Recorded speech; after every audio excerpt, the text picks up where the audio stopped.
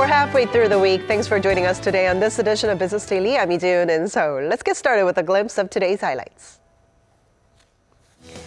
Korea's youth unemployment rate in November reached a record high not seen since 1999 when the country started compiling related data. The U.S. Secretary of Commerce says that the automotive sector will be a high priority in discussions to amend the Korea-U.S. FTA. These stories and more coming right up.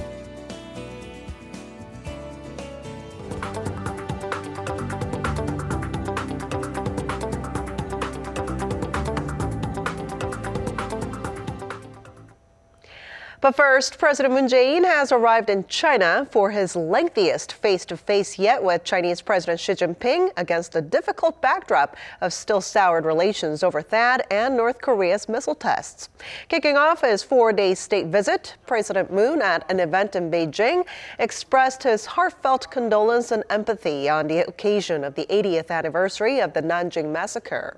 He underlined that Koreans share the painful history of loss at the hands of Japanese troops during the Second Sino-Japanese War. At this hour, President Moon is scheduled to attend a Korea-China business roundtable to be followed by a joint business forum.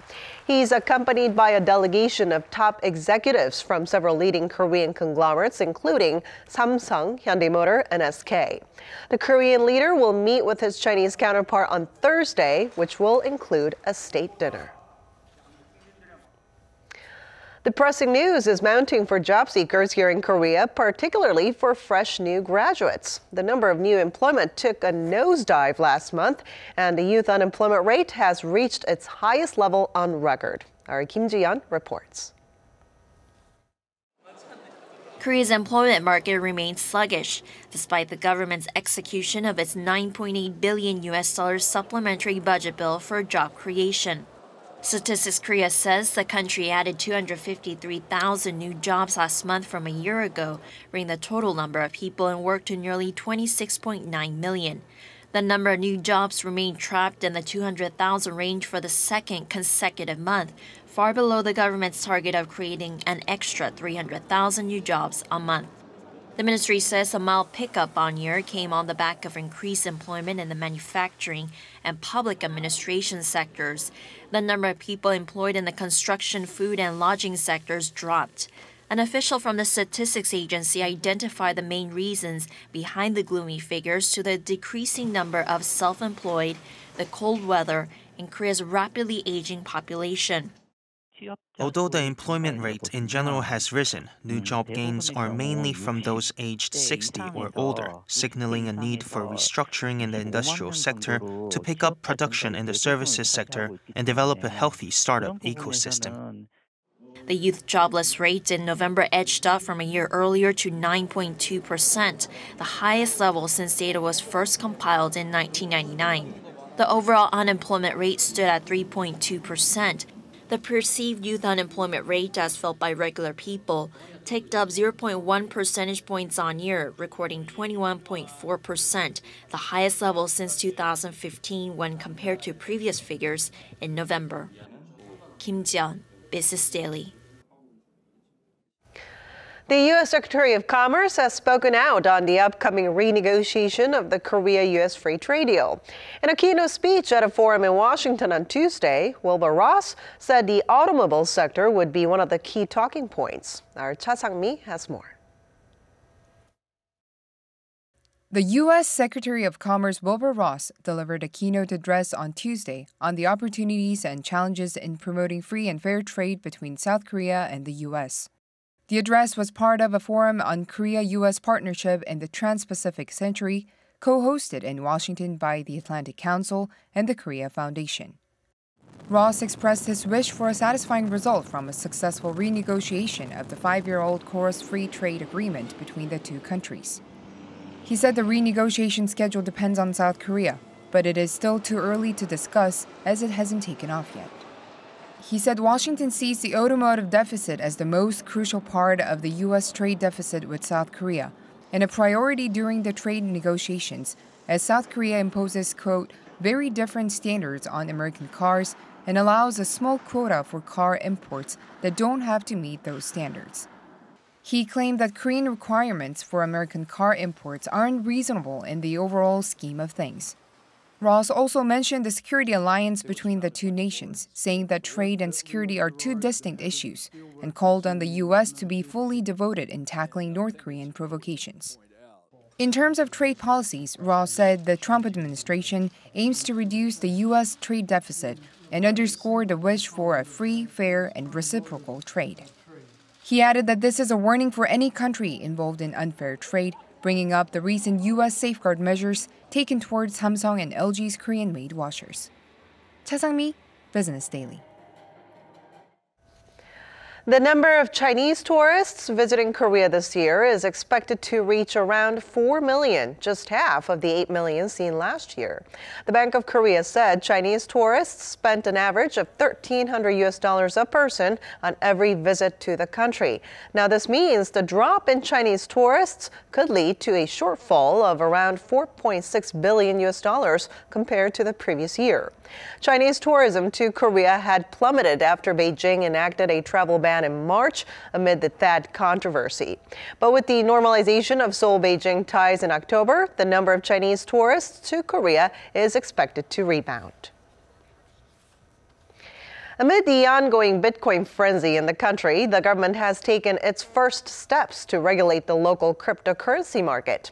Financial authorities are considering new regulations that could ban most virtual currency transactions, save for a select few operating under strict guidelines. Our Yoo Jun-hee tells us more. For the first time, the Korean government has applied new restrictions on virtual accounts to use for cryptocurrency trading in the country's major commercial banks. Uri Bank and Korea Development Bank announced they will be closing all virtual accounts used for the trading of Bitcoin and other virtual currencies by the end of this year.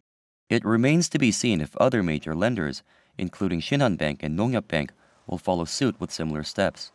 Such measures will effectively freeze most traders out of the cryptocurrency market, as the country's leading virtual currency exchanges, such as Bithumb and Coin1, require users to create a virtual account before they can conduct any transactions. The banks will also introduce new screening measures to block overseas remittances that have suspected links to virtual currency trading. Korea's financial authorities and the Justice Ministry are set to hold a joint meeting this week to discuss new regulations on cryptocurrencies. Some of the options on the table include a ban on local virtual currency exchanges in principle, only allowing exceptions for those operating under strict requirements. Bitcoin prices in Korea have seen wild fluctuations, skyrocketing to 24.9 million won at its peak on December 8th, a near 25-fold jump compared to the beginning of this year. Amid concerns of speculation and overheating, the police discovered a fraud ring back in August that stole over $140 million worth of virtual currencies from 35,000 people. Yoo Jun-hee, Business Daily. The Korean government has decided to tax capital gains from cryptocurrency trading amid rising concerns of a bubble and speculative investments. This is after an emergency meeting held in Seoul on Wednesday. The government said it will also collaborate with banks to ban minors and foreigners from opening accounts on exchanges, while making a balanced policy effort not to hinder the development of blockchain technology. The government is also set to place strict identification procedures in place to make sure that anyone depositing and withdrawing funds from transactions are doing so from their own accounts. Bitfinex, one of the world's largest Bitcoin exchanges, announced that its services had been shut down by a cyber attack. The company said on Tuesday that a service outage had been triggered by a DDoS attack, which stands for Distributed Denial of Service. The website of Coinbase, another major exchange, also went down at a similar time, but no information has been given as to why. DDoS attacks have been common throughout the internet era, using hijacked or virus-infected computers to overload servers. Theft is also continuing to occur, with the Slovenian cryptocurrency mining market NiceHash losing $64 million worth of Bitcoin last week after its payment system was hacked. Let's now get a check on how equity markets fared on this Wednesday. Both of Korea's major bourses managed to stay above water during today's session, following a mixed session on Wall Street overnight. The Kospi gained 0.79% to end at 2450.55, buoyed by solid institutional buying, good enough to hold off net selling by foreign and retail investors. The tech-heavy Kosdaq was 1.55% stronger, wrapping at 772.22. On the foreign exchange counter, the Korean won ended slightly firmer at 1090.71 to the dollar, which weakened during the Asian session.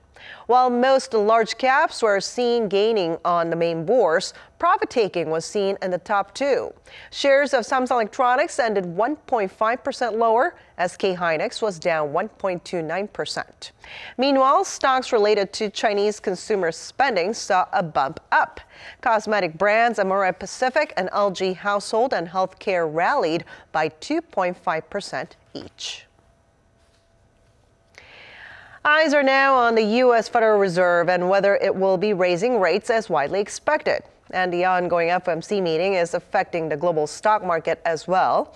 To tell us more about this, global strategist Daniel Yu from Kiwoom Securities joining us in the studio today. Thank you for joining us today. Thank you. Pleasure to be here. All right. So with the U.S. Fed expected to raise rates, I mean, what are markets expecting in regards to the U.S. economy next year? Right. U.S. will raise interest rate on this FOMC meeting, given the economic recovery that's happening right now. If you look at the inflation, it has reached the target of about 2% in U.S. However, the core inflation level is only 1.8%, below the target. So the key question is whether or not how many times the Fed will raise interest rate in 2018. It will all be determined by the level of inflation and economic growth number of U.S. in 2018. Now, if you look at the U.S. economic growth, it is picking up. We are expecting around 2.5% growth of economic growth in 2018. Also, inflation might reach well above 2% of target. If you look at the latest quarter of the economic growth, it was 3.3%, which was much higher than expected. Now, if this is the case, then the current assumption of the Fed raising interest rate 3 times next year could be very much possible. We as a Kiwoom, we assume that next year, 3 times of rate hike. But personally, I believe that it probably be much less because if you look at the yield curve itself, it's quite flat. And assuming that rate hike might be only 1 time. So most likely somewhere between 2 times, 3 times of the interest rate hike.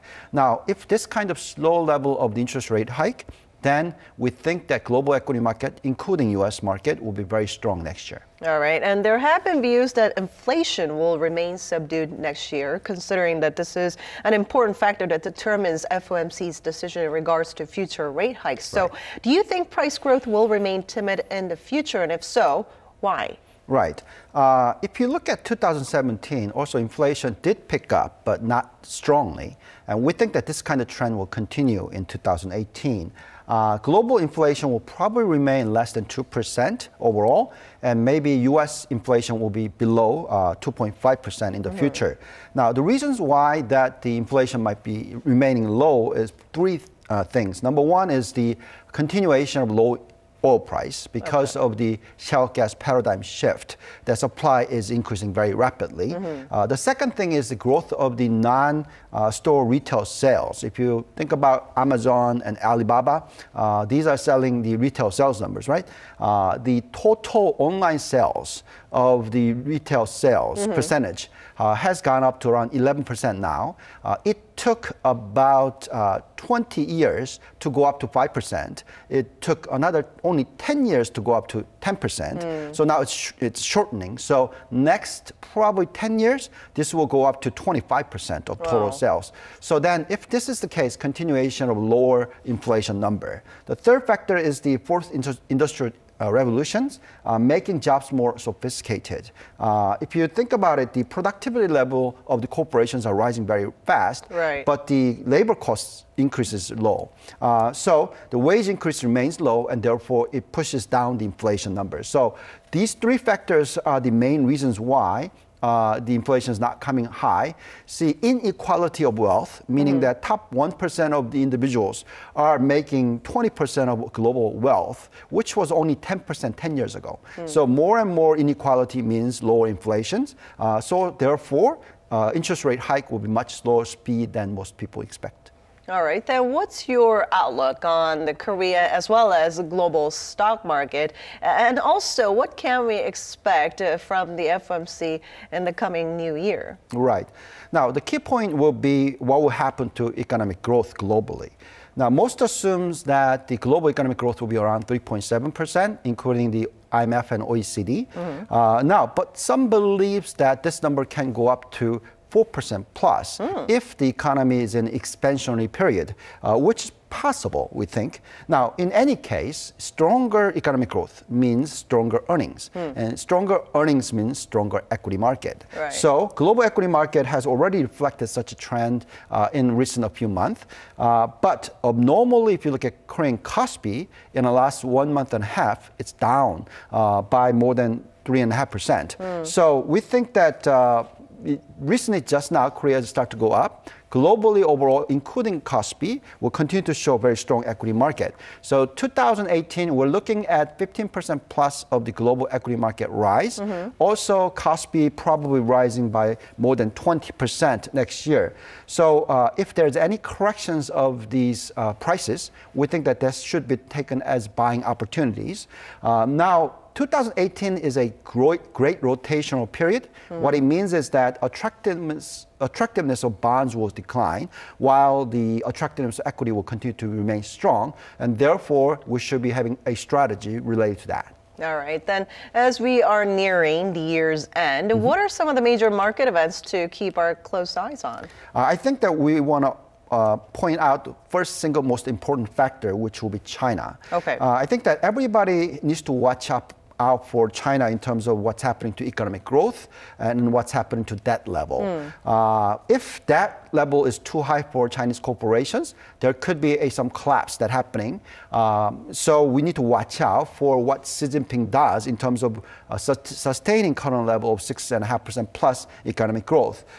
If the China debt level is rising too fast, then there could be some major slowdown later on as bubble burst. So we need to watch out very carefully of what's happening to Chinese banks' net interest margins as well as the loan to deposit ratios. Currently, the net interest margins are around 2.07%, and the loan to deposit ratios remains to be around 67%, which means that it's not a probably bubble bursting period yet. Okay. But this number comes down to net interest margin of 1.5% or less, and the loan to deposit ratio rise to 80% plus. If that's the case, then soon or later, the economic crash could happen, which could be very negative and devastating for global economy. All right. Thank you so much for your analysis and outlook today. Thank you.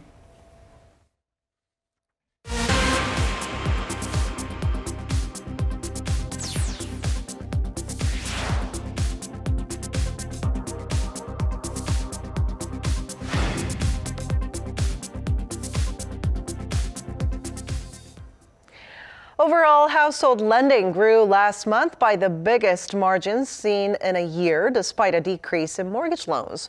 In November, a record $9.27 billion worth of new loans were taken out, up from October's $9 billion. The Bank of Korea said outstanding mortgage loans were tallied at $698.4 billion at the end of November, an increase of $6 billion on month. But other bank loans like credit overdraft grew a record $3.4 billion, rising demand for loans from Korea's two internet-only lenders, K-Bank and KakaoBank.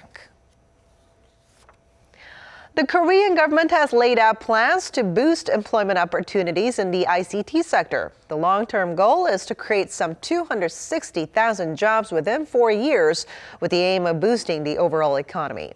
Here's our Kim Mo-gyun with this report.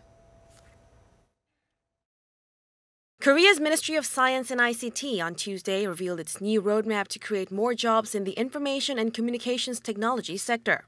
During the fourth meeting of the Presidential Commission on Job Creation, the ministry said it plans to create 260,000 jobs in the area by fixing relevant policies.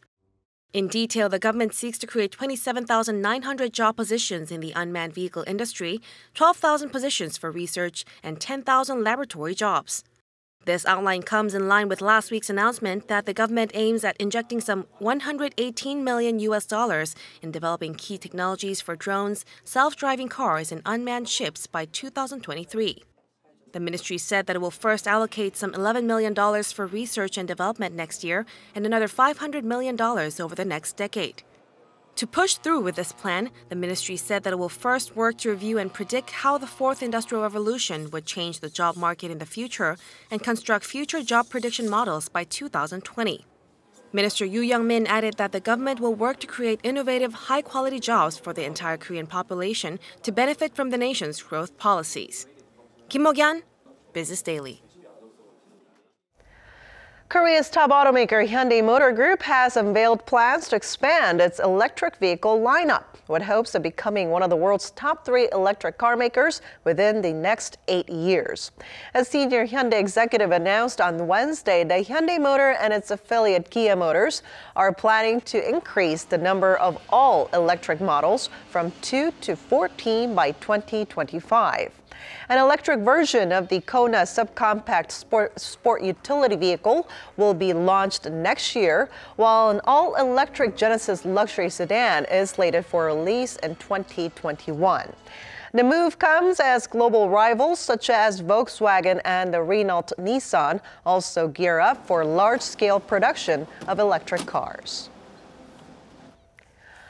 A government watchdog unanimously approved a motion on Monday to raise the value limit on agricultural gifts to 100,000 won. While the government is hopeful that the amendment will boost consumption in related industries when it goes into effect before the Lunar New Year, others are not so optimistic. Our Lee Ju-young has more. A slight change has been made in the year-old anti-graft law, raising the limit on how much public officials, teachers, and journalists can receive on gifts containing agricultural, livestock, and fishery products. The Anti-Corruption and Civil Rights Commission passed a motion to bump up the spending cap of the current 50,000 won, or about $46, to 100,000 won, or roughly $92, in an effort to lessen the blow on the related industries. While the Ministry of Agriculture, Food and Rural Affairs said in a statement that it believes related industries would greatly benefit from the revision, those actually working in the sectors say otherwise. In the case of Hanwoo, market experts say with the price of Korea's indigenous beef already so high, the effect of the amendment will be limited. For the most part, a Hanwoo gift set is over 100,000 won, so I don't think this revision will be of much help. If we can push up the price cap a little bit more, we can expect more positive results. Those working in the flower business also share the same sentiment. They say that it's wrong to see flowers as bribery and that plants of any kind should be excluded given their limited shelf life. The fact that they're even raising the price ceiling means they find something fundamentally wrong with setting a cap. Flowers should be excluded. With other industries also raising the issue of equality, surefire conflicts lie ahead as the nation is determined to eradicate deep-rooted corruption in Korea. Lee Ju-young, Business Daily.